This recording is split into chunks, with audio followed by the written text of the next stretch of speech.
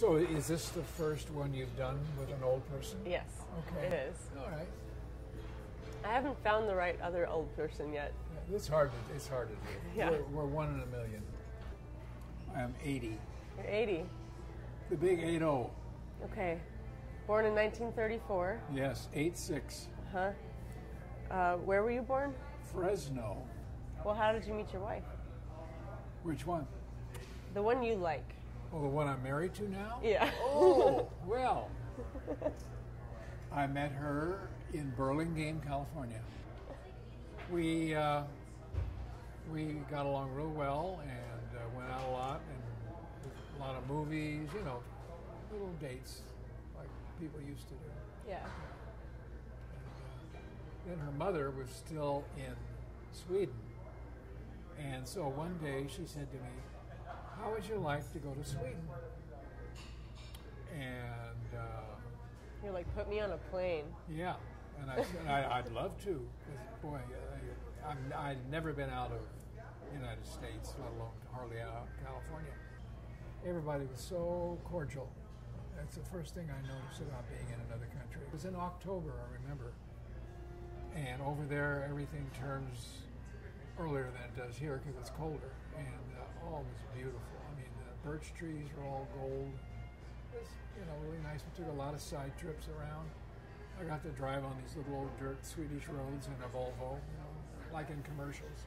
You work here because your daughter owns the restaurant and she's a chef here. Yeah, yeah. But that's not why you're here per se. No, not at all, not at all. When her mom and I divorced, it was not nice, and unfortunately, I didn't get to see much of Gail when she was an infant. But anyway, I met her when she was a junior in high school, going to St. Mary's, and we met one afternoon. We set this all up with her aunt. Her aunt called Gail, called me. Yeah, everything's fine.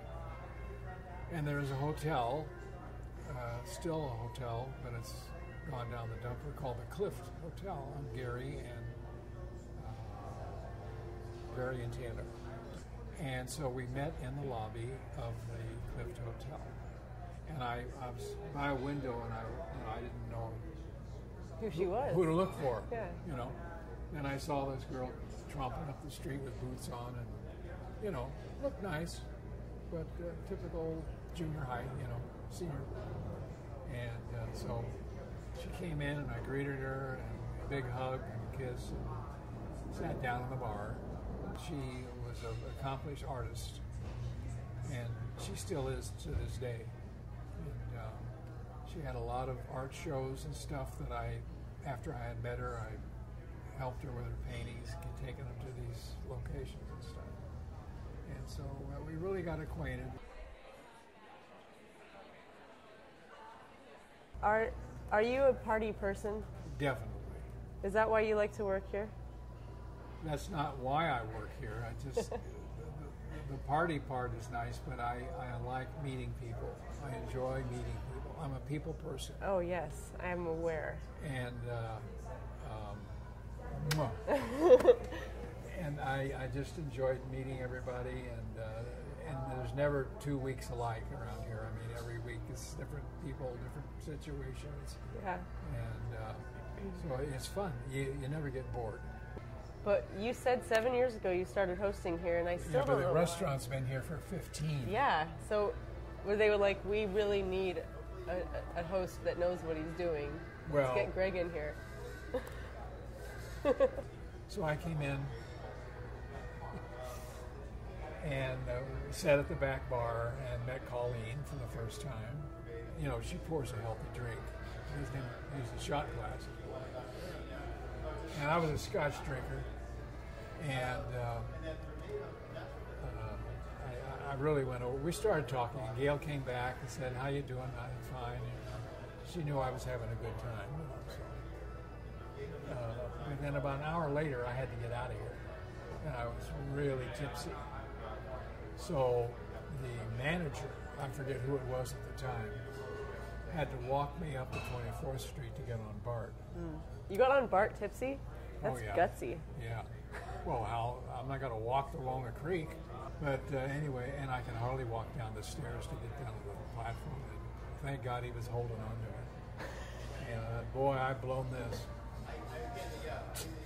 And so the next day, Gail called and said, "How you doing?" I said, "Well, I'm fine, but I think I overdid it." She said, "Oh, no, you didn't overdo it. Everybody does that around here." You know, she made a big joke. Oh, yeah. You know, bunch of boozers. So she said, "How would you like to come in and try out on Thursday nights as a host?" And I said, "Well, are you sure you want me?" After my first example of what type of fellow I am. And sure. And I did come in and learned all the table numbers and everything. That's a tough job. Yeah, it was. I had to stay sober. So anyway, I stuck it out on just doing Thursday nights. And I really started to like it, and did it for about a year and a half, and then she said, "Why don't you come in on Friday nights too?" And I said, "Well, okay." And I came in on Friday nights, Thursday nights and Friday nights, and the rest is kind of history. What would be the perfect day for you? Wake up in the morning, have a Bloody Mary with absolute vodka. Okay. And Eggs Benedict. I love Eggs. And the Chronicle, the New York Times. Watch a baseball game in the afternoon. That would be a perfect day. And then host here at night. Yeah, but that would be even better. Yeah? That'd be more than perfect? Yeah, that would be the frosting on the cake.